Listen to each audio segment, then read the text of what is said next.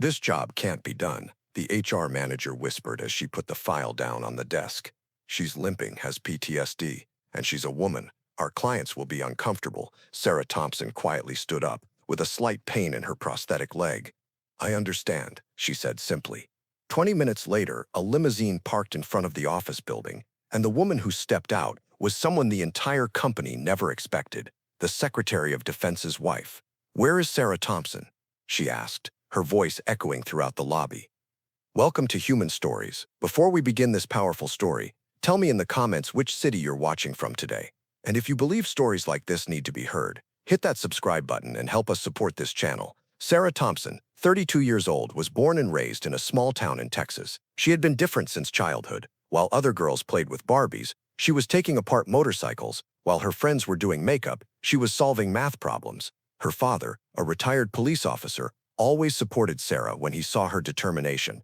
After graduating valedictorian from high school, Sarah wanted to study engineering, but her family's financial situation couldn't cover university expenses. At 18, while thinking about her future, she decided to apply to military academy. This meant not just getting an education, but also serving her country. When she was accepted to West Point Military Academy, she knew she would be the first university graduate in her family, but the academy wasn't easy. For 4 years, she had to learn everything from physical training to academic courses, from leadership training to military protocol. Sarah chose one of the most difficult departments at the academy, explosive ordnance disposal, EOD.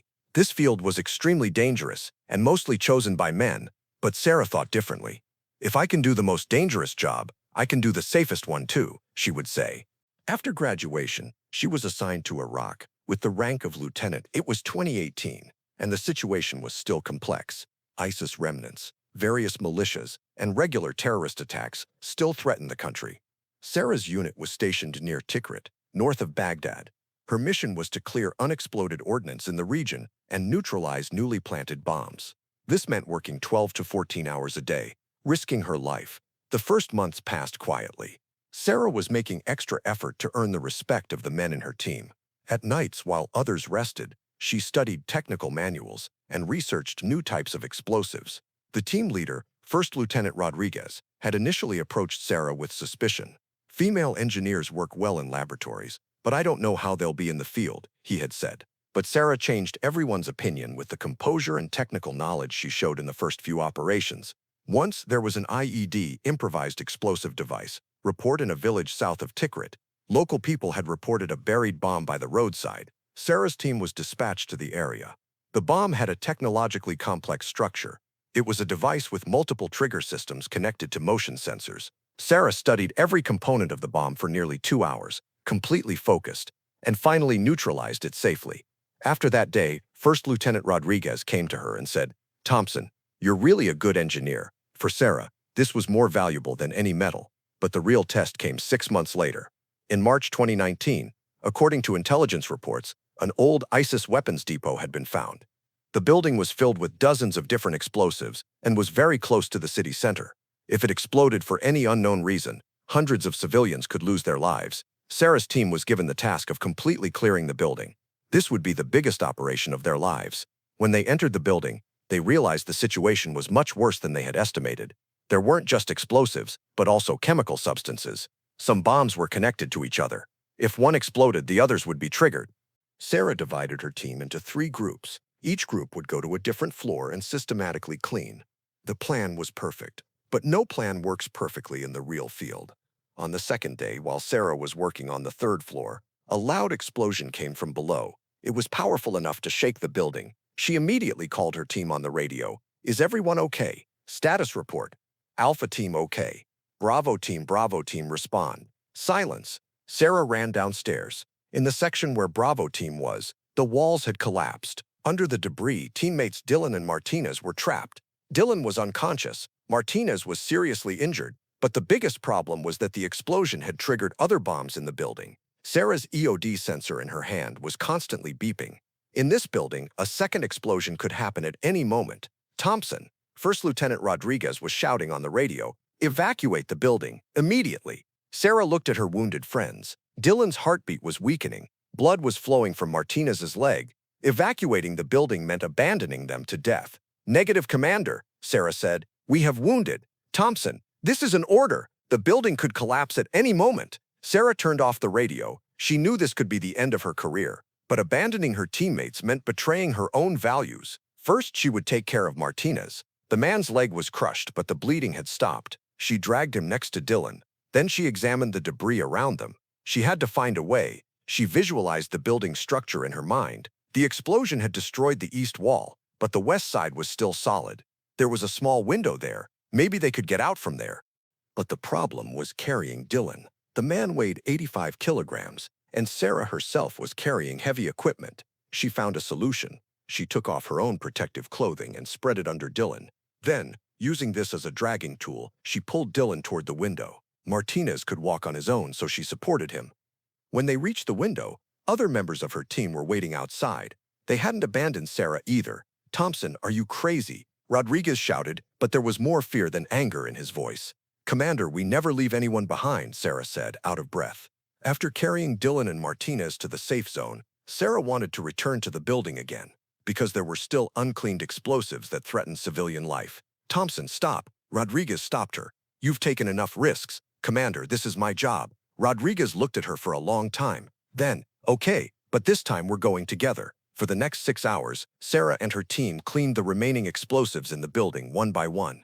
They didn't leave any behind. At the end of the operation, hundreds of civilians in the city would be safe. That evening, the base commander called Sarah. She expected to receive disciplinary punishment because she had directly disobeyed orders. "Lieutenant Thompson," the commander said, "why didn't you listen to the order I gave this morning?" Sarah stood straight. "Sir, I couldn't leave my teammates behind. This is a violation of discipline. Do you know this?" "Yes, sir." The commander put the file on the desk. "At the same time, this is extraordinary courage. Do you know this too?" Sarah was surprised. "Thompson, you deserve the Bronze Star, and you're being promoted." First Lieutenant Sarah Thompson served a total of 18 months in Iraq. During this time, she neutralized hundreds of bombs, saved dozens of lives, and never left her teammates behind. But in February 2020, an incident occurred that would change her career. During an operation south of Baghdad, Sarah's team was directed to wrong coordinates. This brought them to unexpected proximity to Taliban positions. During the operation, a hidden bomb exploded. Sarah, while trying to protect a friend during the explosion, was hit by shrapnel in her left leg. The bone broke, blood vessels were damaged, nerves were severed. When she was transferred to the hospital, doctors operated on her for 6 hours. They saved her leg, but Sarah would never walk the same way again. A prosthetic would need to be attached below the knee. But Sarah's story wasn't ending here. During the physical therapy process, Sarah's goal wasn't just to walk again. It was to return to the army. Doctors said it was impossible, but Sarah wasn't listening. After 8 months of treatment, Sarah managed to pass her physical tests. Despite the prosthetic leg, she could run, lift weights, and even do climbing. But the army didn't want to deploy her in the field. Instead, they offered her to work as a technical consultant at the Pentagon. Sarah rejected this offer. "I'm an engineer, not a bureaucrat," she said. In 2021, she left the army by her own decision, but she had a clear plan in mind. In civilian life, she would use her expertise in explosive disposal. When she returned to America, she settled in Dallas, one of the big cities in Texas. Here, she applied to a firm that provided security consulting for large companies, Secure Tech Solutions. This company provided security services for oil companies, large construction firms, and government institutions. Sarah's experience could be very valuable for them. When she went to the job interview, Sarah had prepared herself. She wore a suit, tied her hair up, tried to look professional, but she wasn't trying to hide her prosthetic leg. The human resources manager, Elizabeth Kane, was a woman in her 40s, cold and distant. When she invited Sarah to the office, her first glance went to her leg. "Miss Thompson," Kane said, examining the file, "your CV is impressive. Were you an EOD specialist in Iraq?" "Yes, ma'am. I served for 18 months. "Good, but this position requires a lot of field work, client site inspections, report preparation, sometimes going to dangerous areas. Are you sure you're physically suitable?" Sarah's blood began to boil, but she remained calm. "Ma'am, I neutralized over 300 bombs in Iraq. My physical condition doesn't affect my work." Kane closed the file. "Miss Thompson, let me be frank. You're a former soldier. You might have PTSD. And also," she pointed to her leg, "our clients might be uncomfortable with such situations. We have to think about our image." Sarah froze. "Ma'am, are you saying I can't do my job? We can offer you other positions. Office work, maybe the analysis department." Sarah stood up. "I understand. Miss Thompson, it's nothing personal. Of course it's not personal, Sarah said, taking her bag. Thank you. As she left the office, Sarah was hurt, not just because she lost the job, but because all her background, courage, and sacrifice had been dismissed. In the building's lobby, she tried to have a coffee and collect her thoughts. Around her, people in suits were passing by. No one thought she was important enough to look at twice. But just then, she noticed someone watching her. A middle-aged, elegantly dressed woman was observing her from a distance. This woman seemed to recognize Sarah. The woman approached. "Are you Lieutenant Sarah Thompson?" Sarah was surprised. "Yes, I mean former lieutenant. Who are you?" "Margaret Pierce, the Secretary of Defense's wife." Sarah's mouth fell open. "Ma'am, Thompson, can you come with me? We have something to discuss." Margaret Pierce took Sarah to a private club nearby. When they sat in the calm environment there, Margaret began to speak. "Sarah, I know you from Iraq. I don't know you personally, but I know your file. My husband, Richard Pierce, is the Secretary of Defense. He followed what you did." Sarah was still in shock. "Ma'am, what happened in that company today?" Sarah hesitated. "It was a job interview, but you didn't get the job because they used your leg as an excuse." Sarah nodded. Margaret's eyes hardened. "Sarah, this is unacceptable. For a hero like you to be treated this way." "Ma'am, I'm not a hero. I just did my job."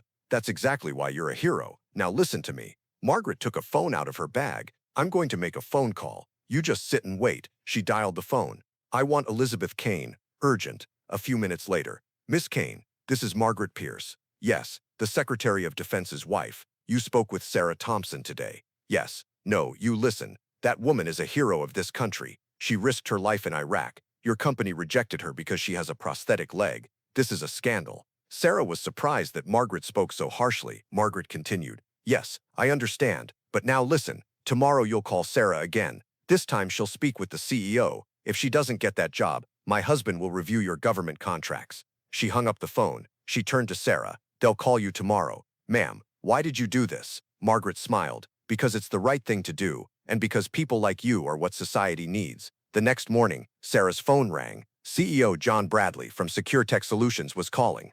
Miss Thompson, this is John Bradley.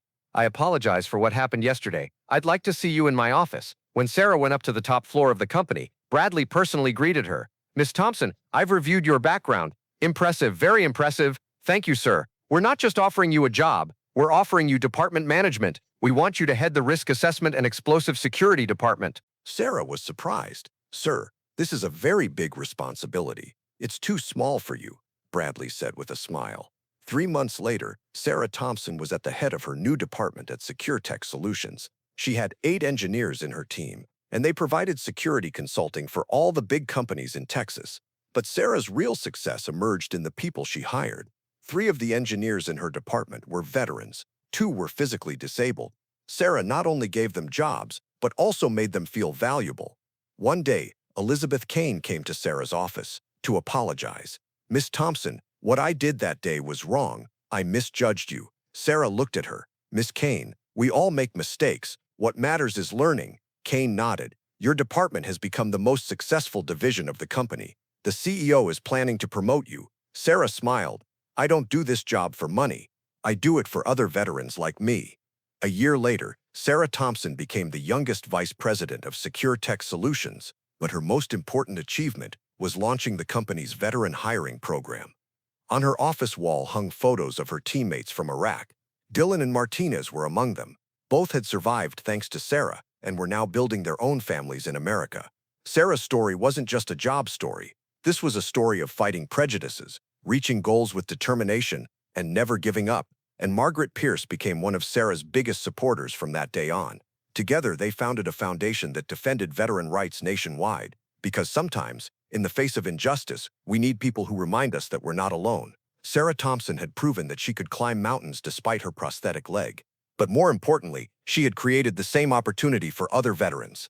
This story teaches us this. Courage isn't just shown on battlefields. Sometimes the biggest battle is fought against society's prejudices. And real heroes, after winning this battle, help others win too. Have you ever known someone like Sarah, or someone like Margaret Pierce, who used their power to do what's right? Share their stories in the comments. At Human Stories channel, we continue to share such inspiring stories. Don't forget to subscribe because every story shows another face of courage.